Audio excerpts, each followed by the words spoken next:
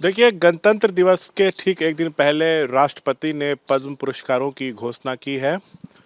आचार्य किशोर कुणाल को मरणोपरांत पद्मश्री से नवाजा जाएगा। हमारे साथ उनके पुत्र सायन, उनकी मिसेज हैं, उनकी बहू संभवी चौधरी भी हैं, समस्तीपुर से सांसद हैं। सायन जी, पहला क्या रिएक्शन है आपका? भारत सरकार के प्रति धन्यवाद देना चाहेंगे, क्योंकि उनकी मृत्यु 29 दिसंबर को हुई और इतने कम समय में, और कल 25 जनवरी को इसकी घोषणा होती है, तो इतने कम समय में नाम आना, क्योंकि एक प्रोसेस है, तो भारत सरकार को विशेष धन्यवाद देना चाहेंगे। इस सिविल सेवा के क्षेत्र में दिया जा रहा है।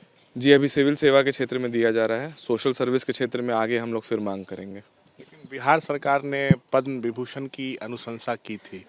जिस तरह से सिर्फ पद्मश्री मिल रहा है, क्या इससे आप निराश हैं? क्या आपको लगता है कि इससे कहीं अधिक के वो हकदार थे, जैसे पद्म विभूषण या पद्म भूषण?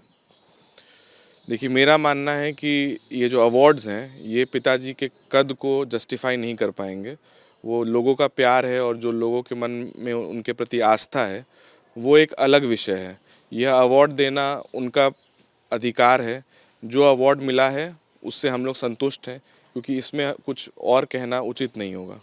जिस तरह से उनका योगदान रहा है, पूर्व आईपीएस, उसके बाद बिहार धार्मिक न्यास बोर्ड के अध्यक्ष रहे, महावीर मंदिर न्यास समिति के सचिव रहे, चिकित्सा के क्षेत्र में भी उन्होंने काफ़ी काम किया। जो जितना उन्होंने बिहार को दिया वो कोई भूल नहीं सकता, वह चीज़ कभी मिट नहीं सकती है। जी, बिल्कुल सत्य है आपका कथन, और बिहार वासियों के दिल में उनका नाम हमेशा अमर रहेगा, यह मेरा मानना है, और यही हम लोग की सबसे बड़ी उपलब्धि है। कैसे याद करते हैं आप उनको? हम तो हर पल अपने साथ उनको महसूस करते हैं। उनका जो दिखाया हुआ पथ है उस पर चलने का कोशिश करते हैं, और हमेशा मानते हैं कि कहीं ना कहीं किसी न किसी रूप से वो हमारे साथ जुड़े हुए हैं। और एक मतलब मेरा मानना है कि वो हमारे बीच ही मौजूद है। उनकी यादें हमेशा रहेंगी। उनकी मिसेज हमारे साथ है। मैडम, कितनी खुश हैं आप लोग? पद्मश्री से सम्मानित किया जाएगा। बहुत संतुष्ट नहीं हैं हम लोग, क्योंकि उनका जो कार्य क्षेत्र था बहुत विस्तृत था। हर क्षेत्र में उन्होंने कार्य किया है। अध्यात्म, एजुकेशन, हर क्षेत्र में, मेडिकल। तो इस हिसाब से मेरे ख्याल से ये अवार्ड बहुत कम है उनके लिए। मतलब इससे ज्यादा क्यों हकदार थे? कम से कम पद्म विभूषण। बिहार सरकार भी पद्म विभूषण की ही अनुशंसा की थी। इससे ज़्यादा के हकदार थे और ज़्यादा मिलना चाहिए था। आगे हम लोग अनुशंसा करेंगे, मांग करेंगे इसकी। लेकिन फिलहाल निराशा है। थोड़ी निराशा तो है। मतलब सेवानिवृत्त होने के बाद से ही वो समाज सेवा में जुट गए थे, भले ये सिविल क्षेत्र। सेवानिवृत्ति लेकर समाज सेवा में जुड़े थे, छोड़कर, सर्विस छोड़कर समाज सेवा से जुड़े थे, और सब कुछ अपना तन मन धन हर कुछ देते थे। अपना जो ग्रेचुटी था, पेंशन का पैसा था, सब कुछ वो समाज सेवा में ही लगाते थे। तो इसलिए हमको लगता है कि ज़्यादा हकदार हैं इस अवार्ड से। उन्हीं के कुशल नेतृत्व में जो है महावीर कैंसर संस्थान की स्थापना हुई, गरीबों का इलाज हो रहा है। अस्पताल चल रहे हैं उससे। कोई मंदिर से 9 अस्पताल चलाना बहुत मतलब मामूली बात नहीं है। वो चला रहे हैं, बहुत अच्छा चल रहा है सब। डॉक्टर का चयन करना, डॉक्टर को रखना, ऑल ओवर इंडिया से डॉक्टर को बुलाना रखना, ये सब बहुत बड़ी बात है। तो एक आदमी के चलते ये सब हुआ। ये जो अवार्ड है सिविल सेवा के क्षेत्र में दिया जा रहा है, पद्मश्री, वो भी ठीक है, अच्छी बात है। सिविल सेवा में उन्होंने काफ़ी मेहनत की थी, काफ़ी अच्छा किया था। आगे कुछ और बड़े की उम्मीद रखती है? बड़े की उम्मीद रखते हैं जी। जैसे जैसे ये अवार्ड के बारे में बात कर, पद्म विभूषण, भारत रत्न। भारत रत्न जी मिलना चाहिए। जी। उनके योगदान को देखते हुए उनके। वासियों को ऐसा लगता हो तो जरूर हम लोग को मदद करें इसमें। और देखिए, 29 दिसंबर को लास्ट ईयर उनका निधन हो गया। एकदम फिट थे। पूरे बिहार को, क्या एक देश को बड़ा झटका लगा। बहुत बड़े शख्सियत थे। कुछ यादें जो आप शेयर करना चाहें? यादें तो बहुत हैं, बहुत ज़्यादा यादें हैं। अगर कुछ आप शेयर करना चाहें किस बारे में आप बताएं तो? अंत के समय कुछ बात। अंत के समय में अंतिम शब्द उनके यही थे कि अनुशासन में रहना चाहिए, जो हम लोग कभी नहीं भूलेंगे। हम और सायन वहीं थे मौजूद। वो बता रहे थे कि अनुशासन में रहना चाहिए, सब कुछ समय पर सोना चाहिए, समय पर जगना चाहिए। यही उनके लास्ट वर्ड्स थे, लास्ट शब्द यही थे। अभी कहीं सबसे बड़ा मंदिर विराट रामायण मंदिर का निर्माण जो है शुरू हुआ, अभी बन ही रहा है। बन रहा है। तो यही हम लोग का ध्येय रहेगा कि हम लोग आगे उसको पूरा करें और किसी भी तरह उसको, जो हमारे बिहार वासी हैं वो मदद करें हमको इसको आगे पूरा करने में। समय लगेगा उसमें, लेकिन पूरा हो जाना चाहिए। आपका क्या पहला रिएक्शन है जिस तरह से पद्मश्री से सम्मानित किया जाएगा मरणोपरांत सिविल सेवा के क्षेत्र में?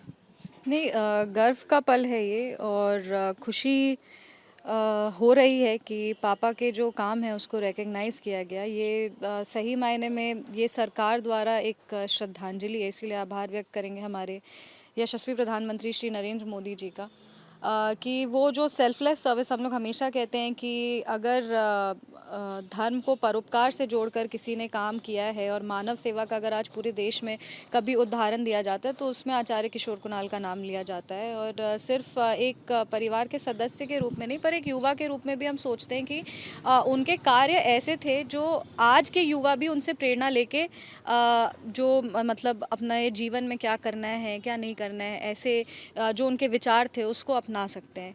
बहुत का योगदान रहा शिक्षा के भी क्षेत्र में, उस ज्ञान निकेतन स्कूल, चाहे आप उसके बाद देखिए अस्पताल, मतलब हर तरह से उन्होंने अपना योगदान बिहार के लिए दिया, हर वर्ग के लिए काम किया। नहीं, वो पूरी तरीके से हर वर्ग, जात पात और धर्म से ऊपर उठ के वो सेवा करते थे। हालांकि उनको हमेशा महावीर मंदिर से या मंदिर के कार्यों से जुड़ा जाता है, पर वो हमेशा यही सोचते थे कि नहीं, सेवा होना चाहिए respective of class, caste, gender. जो आज हम लोग वो जो बोलते थे, मतलब हम लोग कहते हैं ना, डू व्हाट यू प्रीच, वो सही मायने में वो वैसा करते थे। उनके जो विचार थे वो के कार्य में भी दिखते थे। बहुत प्रोग्रेसिव थे अपने सोच में। अगर वो महिलाओं के अधिकार की बात हो या वो दलित वर्ग में लोगों के अधिकार की बात हो, तो वो अपने बहुत वोकल थे अपने सारे प्रिंसिपल्स को लेकर के, और बहुत डिसिप्लिन लाइफ जीते थे और अपने प्रिंसिपल्स को अपने काम में भी वो ढालते थे। ऐसा नहीं है कि कुछ बोल दिए और वो काम नहीं किए, पर वो जो वो बोलते थे वही वो करते थे। और यही चीज़ आई थिंक हर युवा को आज अपनाना चाहिए और उनसे प्रेरणा लेकर के अपना काम करना चाहिए। उनके कद को देखते हुए पद्मश्री कद उनका क्या था, पद्मश्री सम्मान, इस पर कुछ कहना चाहेंगे? नहीं, कोई भी देखिए, हम लोग परिवार के नाते तो हमेशा चाहेंगे कि सबसे अच्छा मिले।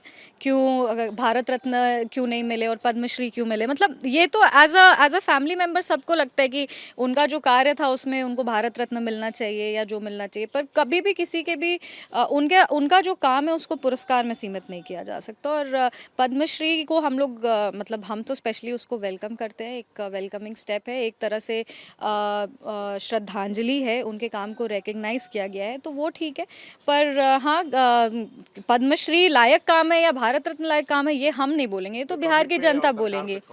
ये सरकार रिकग्नाइज करे, ये अच्छी बात है, ये बहुत बड़ी सरकार ने पद्म विभूषण की अनुशंसा की थी। बिल्कुल, उनका भी अनुशंसा गया था, उसके लिए भी हम आभार व्यक्त करेंगे हमारे माननीय मुख्यमंत्री श्री नीतीश कुमार जी का कि उन्होंने पद्म विभूषण का अनुशंसा किया। पर ये ये बहुत इम्पॉर्टेंट नहीं है। हम as a daughter in law हम ये सोचते हैं कि उनका जो सही श्रद्धांजलि मेरे तरफ से उनको यही होगा कि उनके जो अधूरे कार्य हैं उसको पूरा किया जाए और पुरस्कार में उनको सीमित करके नहीं रखें। आखिरी में उनके जो अधूरे सपने हैं उनको आप पूरा करेंगे?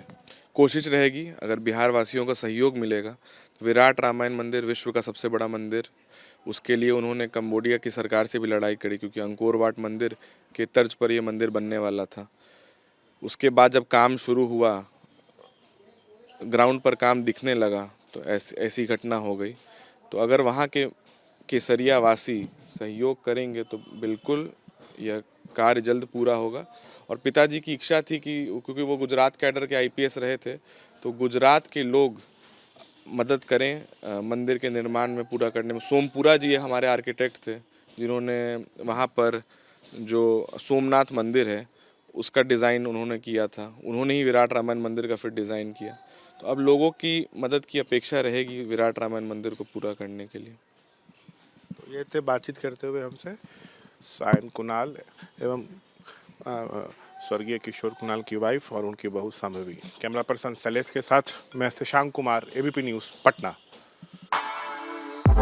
For exclusive and insightful videos, subscribe to our new channel ABP Live Premium.